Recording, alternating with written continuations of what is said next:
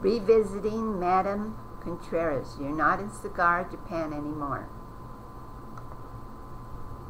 Could that be an understatement?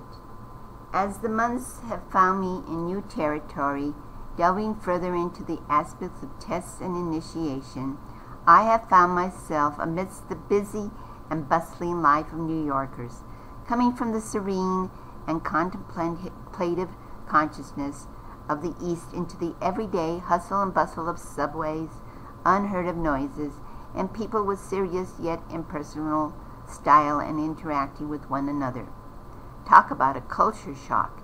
It appears that not smiling and not looking at one another in the eye is the way to survive in this town, especially on the subways. My own insight into the subways is that, having encountered many annoying solar plexus upsets after leaving the subway, it caused to me that I was actually delving into the astral world of Maya, or in better terms, the energies of people's fears, doubts, pride, lust, greed, and insecurities.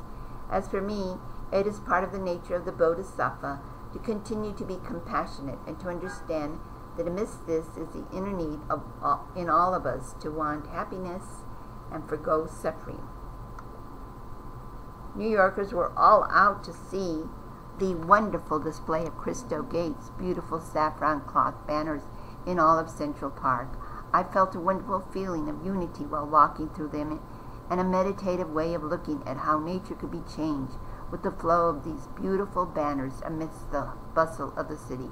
It was a peaceful and beautiful experience to see New Yorkers partake in this awareness.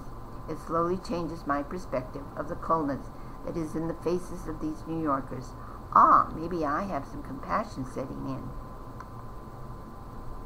Currently, the biggest test that have come to my life is that of trying to integrate a part of myself to be a meaningful and productive servant to those I come in contact with daily, on a daily basis.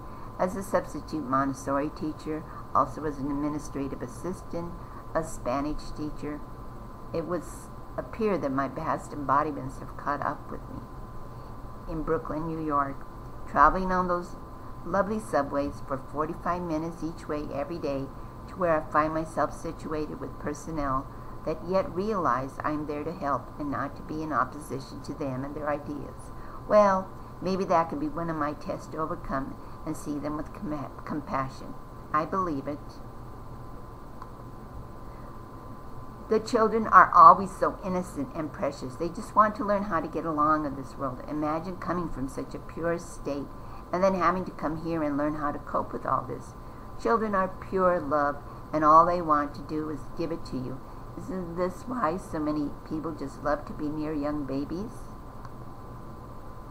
I seem to be in this place in time for more life lessons coming from the east to the west, and one of the best places to be is New York, where you can find the diversity of every culture and country. My only aspiration is that amongst it all, I will find the inner strength to share my compassion with them as they learn the experience their lives also. If you can make it in New York, you can make it anywhere. Is that so? I still have to hurdle the humidity, the cold, the subways, and impersonal personalities. But I'm enjoying it, for I know I'm one step closer to my goal, and that initiation turns into a victory won. Namaste.